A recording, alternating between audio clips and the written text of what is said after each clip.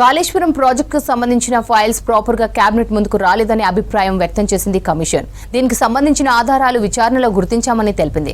నిన్నటితో ఐఏఎస్ అధికారుల ఎంక్వైరీ పూర్తి చేసింది కమిషన్. మార్చి చివరి నాటికి విచారణ పూర్తి చేసి ప్రభుత్వానికి ఫైనల్ రిపోర్ట్ ఇచ్చే అవకాశం కనిపిస్తోంది.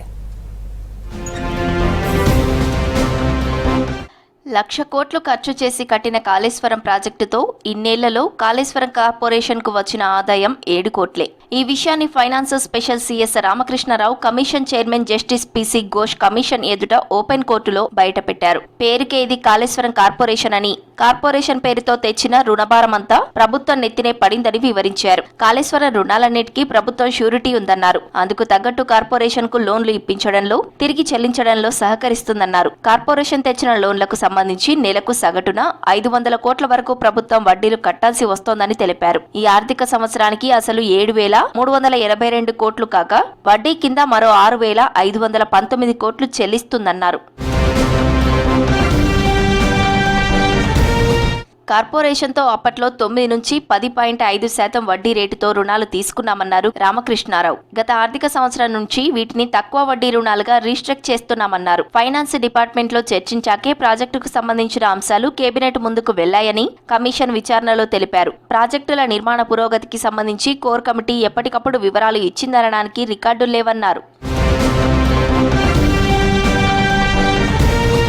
రాష్ట్ర ప్రభుత్వ సహకారంతో కార్పొరేషన్ లేదా స్పెషల్ పర్సన్ వెహికల్స్ తో తీసుకున్న రుణాల వివరాలు ఇవ్వాలని 2020-21 ఆర్థిక సంవత్సరంలో కేంద్ర ప్రభుత్వం ఆదేశాలు ఇచ్చిందన్నారు రామకృష్ణారావు. ఆ రుణాలన్నీ రాష్ట్ర ప్రభుత్వ అప్పుల కిందకే వస్తాయని కేంద్రం స్పష్టం చేసింది. ఆ ఆదేశాలకు తగ్గట్టుగానే కార్పొరేషన్లు లేదా ఎస్పీవీలు తీసుకున్న రుణాల వివరాలకు కేంద్రానికి ఇచ్చామన్నారు.